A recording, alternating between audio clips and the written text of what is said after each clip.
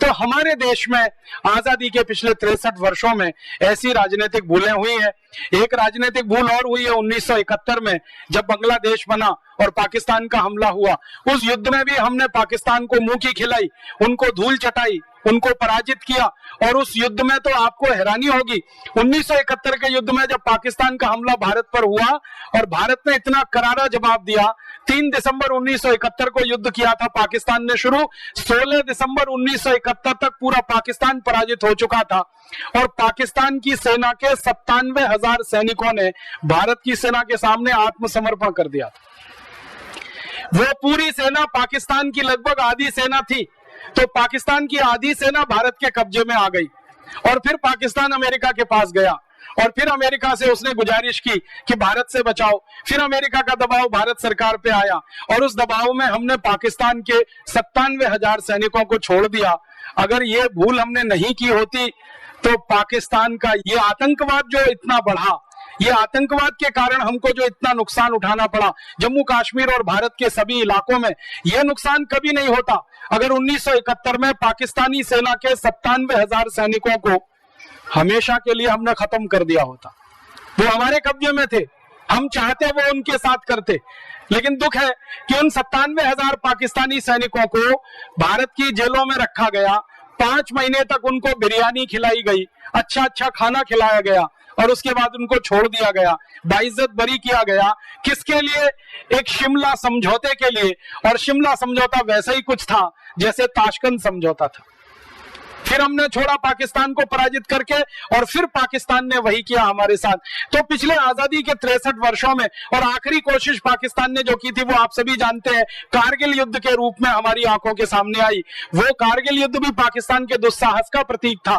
तो आजादी के पिछले 63 वर्षों में जो राजनीतिक भूलें हमसे हुई हैं वो कुछ ये है जो हमारे लिए बहुत भारी पड़ गई हैं और बहुत गंभीर हो गई। और पिछले 63 वर्षों में हमसे कुछ आर्थिक भूलें भी हुई हैं। और वो आर्थिक भूलें जो हुई उनमें सबसे बड़ी भूल जो हुई वो 1966 में हुई, जब भारत के प्रधानमंत्री ने दुनिया के दबाव में आकर और खासकर अमेरिका के दबाव में आकर भारत के रुपए का अवमूल्यन किया। भारत का रुपया 1966 के पहले तक अमेरिका के डॉलर के लगभग बराबर था। आपको हैरानी होगी ये जानकर, 28 अक्टूबर 1949 तक भारत का 1 रुपया अमेरिका का 1 डॉलर के बराबर था।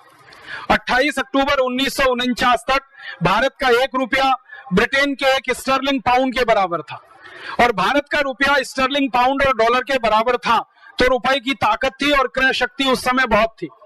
बाद में भारत सरकार ने अमेरिका के दबाव में आकर अपने रुपए का अवमूल्यन किया और 1966 में 3 जून को रुपए का एक साथ 57% अवमूल्यन कर दिया गया।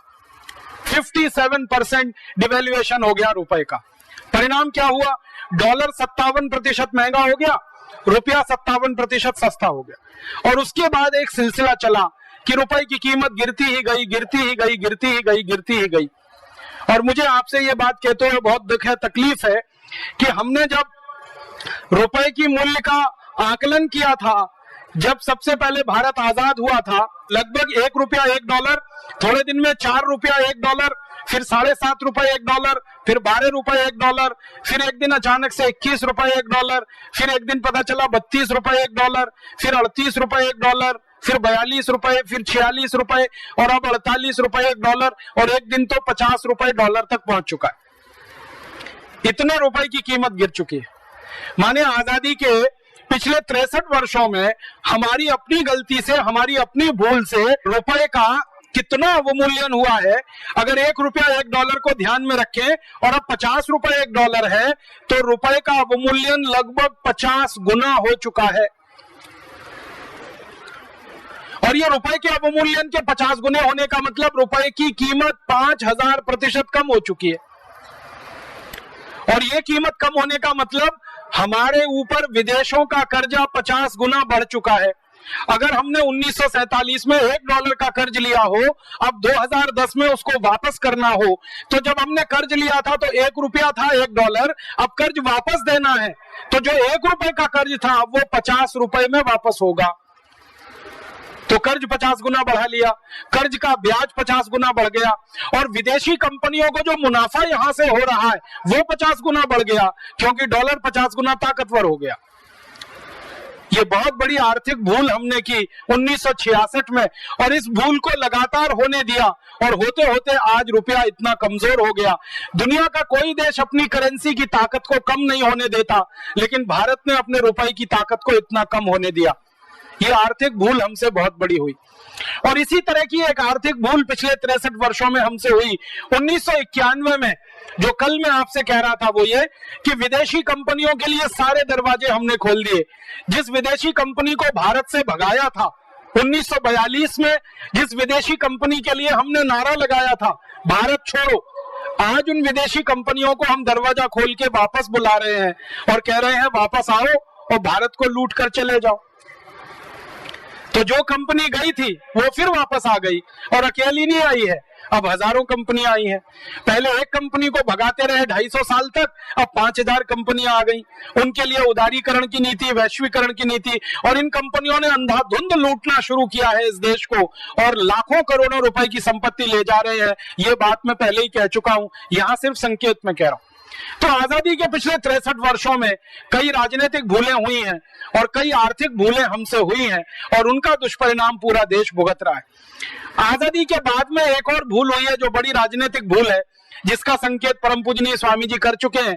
आजादी मिली 15 अगस्त 1947 को, तो हमने हमारा संविधान बनाना शुरू किया, और भारत का संविधान बनके तैयार हुआ 26 जनवरी 1950 को। इसके लिए एक संविधान सभा का निर्माण किया गया। उस संविधान सभा में 296 सदस्य थे, जिन्होंने 11 महीने और 18 दिन काम करके संविधान तैयार किया। लेकिन 11 महीने और 18 दिन में काम कुल 166 घंटे हुआ, और उसमें संविधान तैयार हो गया। भारत का संविधान दुनिया का सबसे बड़ा संविधान है। इतना बड़ा लिखित संविधान दुनिया के किसी देश के पास नहीं है जो भारत के पास है। 395 तो अनुच्छेद है, जिसको हम आर्टिकल्स कहते हैं, और इतना मोटा सा पूरा पुस्तक है, शास्त्र जैसा, आप कभी भी खरीद के देख सकते हैं। दुनिया के किसी देश में इतना बड़ा संविधान नहीं, हमने बनाया। तो बहुत बार मेरे मन में यह आता था कि मात्र 11 महीने 18 दिन के समय में इतना मोटा संविधान कैसे बना लिया हमने। इसको बनाने में तो ज्यादा समय लगना चाहिए। जब खोजना शुरू किया तो पता चला कि इस संविधान में हमने कुछ खास नहीं बनाया। अंग्रेजों ने एक कानून बनाकर हमारे देश में छोड़ा हुआ था, उसी को हमने भारत का संविधान बना लिया। अंग्रेजों का एक कानून था इस देश में 1935 में, उसका नाम था गवर्नमेंट ऑफ इंडिया एक्ट।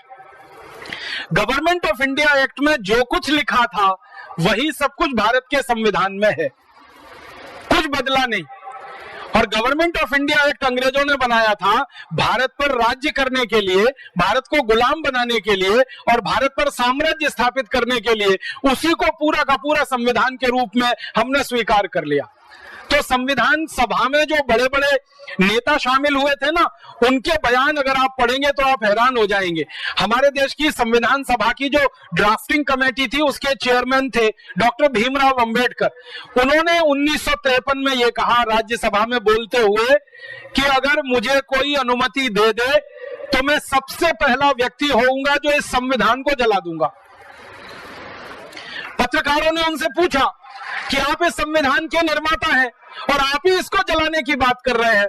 तो डॉक्टर भीमराव अंबेडकर ने कहा था कि इस संविधान से भारत के किसी नागरिक का भला नहीं होने वाला। क्यों नहीं होने वाला? क्योंकि जल्दी जल्दी में बनाया गया ये संविधान है। और उन्होंने बहुत बेबसी से ये कहा था कि मेरे पास कोई चारा नहीं था, इतने कम समय में संविधान बनाना था, और अंग्रेजों की तरफ से हमको ये गवर्नमेंट ऑफ इंडिया रूल या गवर्नमेंट ऑफ इंडिया एक्ट का ड्राफ्ट दिया गया था।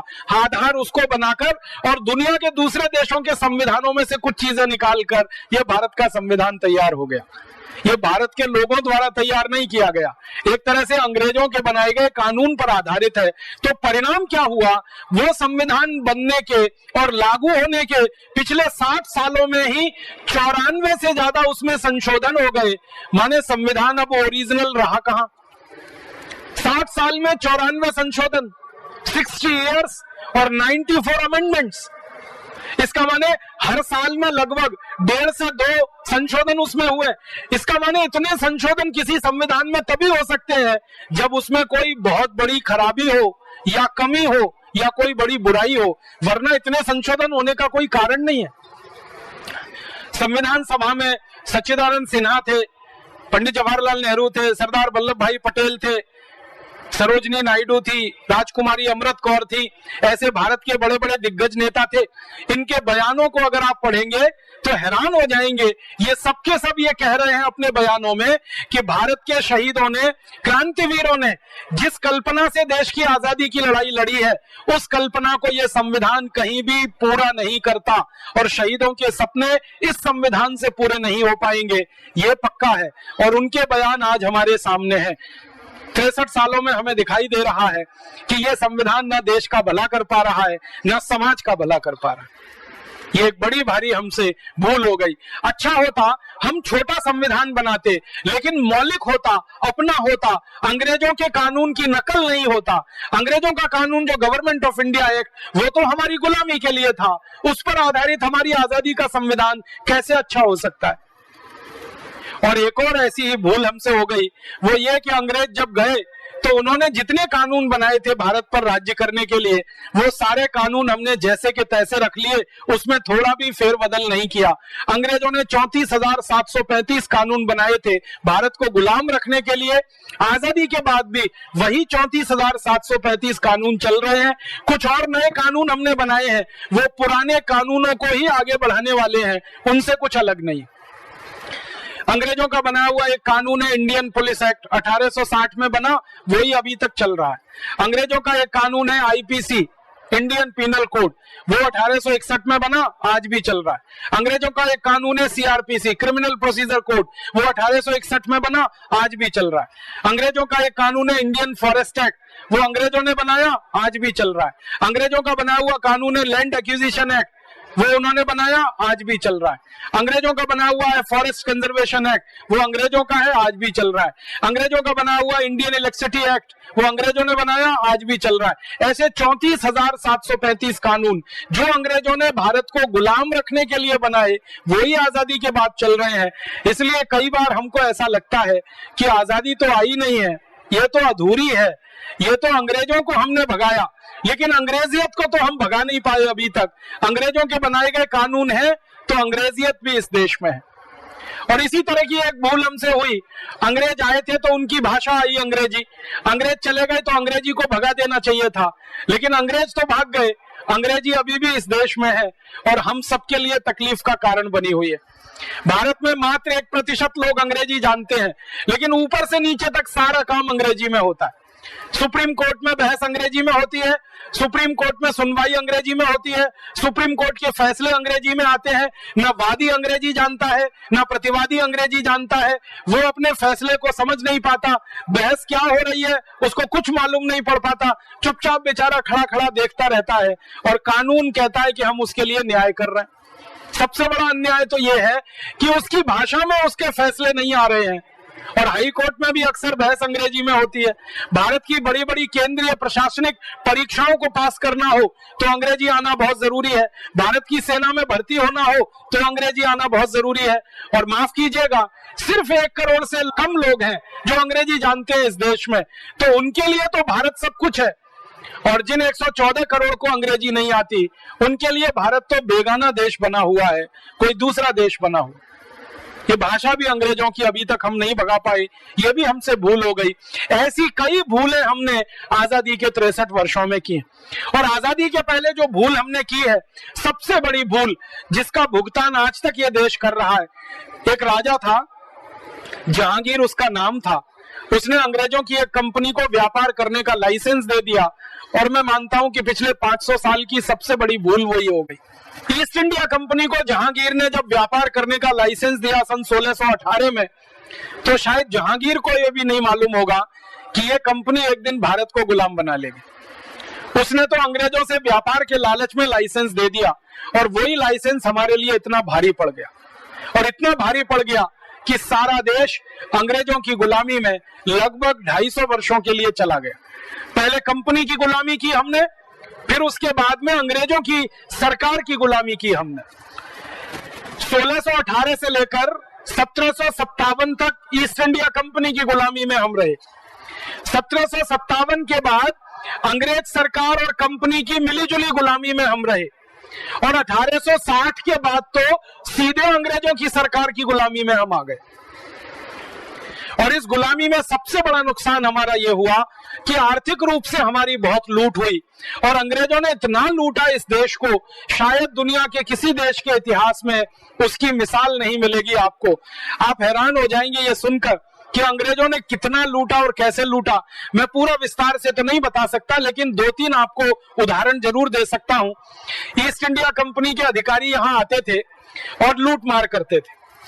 सबसे बड़ा अधिकारी जो ईस्ट इंडिया कंपनी का भारत में होता था उसको गवर्नर जनरल कहा जाता था। बाद में उसी को वायसराय कहना शुरू किया अंग्रेजों ने। तो ईस्ट इंडिया कंपनी का सबसे पहला जो गवर्नर जनरल इस देश में आया उसका नाम था रॉबर्ट क्लाइव। 1757 की ये कहानी है। वो बंगाल के राजा के पास आया था। बंगाल का उस समय राजा था, उसका नाम था सिराजुद्दौला। तो सिराजुद्दौला के पास रॉबर्ट क्लाइव पहुंचा था और उसने ये कहा कि हमको बंगाल में व्यापार करने का लाइसेंस चाहिए। सिराजुद्दौला ने मना कर दिया कि हम आपको व्यापार करने का लाइसेंस नहीं दे सकते। क्यों? तो सिराजुद्दौला ने कहा कि अंग्रेजों का कुछ भरोसा नहीं है, ये जहां व्यापार करने के लिए घुसते हैं उसी राज्य पर कब्जा कर लेते हैं, इसलिए मैं मेरे राज्य में अंग्रेजों को नहीं आने दूंगा। उसने मना कर दिया। तो रॉबर्ट क्लाइव ने सिराजुद्दौला को चुनौती दी और उसने ये कहा कि अगर आप मुझे व्यापार करने का लाइसेंस नहीं दे सकते तो मैं बंगाल पर हमला करूंगा और बंगाल राज्य को जीत लूंगा और उसके बाद यहां पर व्यापार करूंगा। तो सिराजुद्दौला ने कहा ठीक है, हमला करके देख लो, अगर तुम विजयी हो गए तो बंगाल तुम्हारा है और मैं विजयी हुआ तो तुमको बंगाल से भगा दूंगा और जाना पड़ेगा। इस आधार पर रॉबर्ट क्लाइव और सिराजुद्दौला के बीच में एक युद्ध हुआ, जिस युद्ध को आपने बचपन में इतिहास की किताबों में पढ़ा होगा, प्लासी का युद्ध। प्लासी एक छोटा सा स्थान है कलकत्ता के नजदीक में, मैदान है एक, वहां पर युद्ध तय हुआ और 23 जून 1757 को प्लासी का युद्ध हुआ, ऐसा हम इतिहास में पढ़ते हैं। लेकिन जब दस्तावेज देखना शुरू किया मैंने तो पता चला कि 23 जून 1757 को प्लासी के मैदान में कोई युद्ध ही नहीं हुआ। क्या हुआ? अंग्रेजों ने सिराजुद्दौला को चुनौती दी थी युद्ध की, तो सिराजुद्दौला की सेना जब आई युद्ध के लिए तो अंग्रेजों की सेना से वो बहुत बड़ी थी। ये जो रॉबर्ट क्लाइव था अंग्रेजों की सेना का सेनापति, इसके पास सिर्फ 350 सैनिक थे और सिराजुद्दौला की जो सेना थी उसके पास 18,000 सैनिक थे। अब आप कल्पना करिए कि अंग्रेजों के 350 सैनिक और भारतीय सेना के 18,000 सैनिक, युद्ध में कौन जीतेगा? तो आप कहेंगे भारत की सेना जीतेगी, लेकिन ऐसा नहीं हुआ। हुआ क्या कि जब रॉबर्ट क्लाइव ने देखा कि मेरे सामने तो इतनी बड़ी सेना है और रॉबर्ट क्लाइव की सेना तो बहुत छोटी सी है, तो उसने युद्ध का पैतरा बदल दिया और उसने एक चालाकी की। और चालाकी क्या की कि अपना एक आदमी उसने सिराजुद्दौला की सेना में भेजा और उस आदमी को यह कहा कि तुम जाकर यह पता लगाओ कि सिराजुद्दौला की सेना में कौन व्यक्ति है जिसको रिश्वत देकर खरीदा जा सकता है, भ्रष्टाचार करके अपनी तरफ मिलाया जा सकता है। तो उसका दूत गया सिराजुद्दौला की सेना में पता करने। तो सिराजुद्दौला की सेना का सेनापति था मीर जाफर।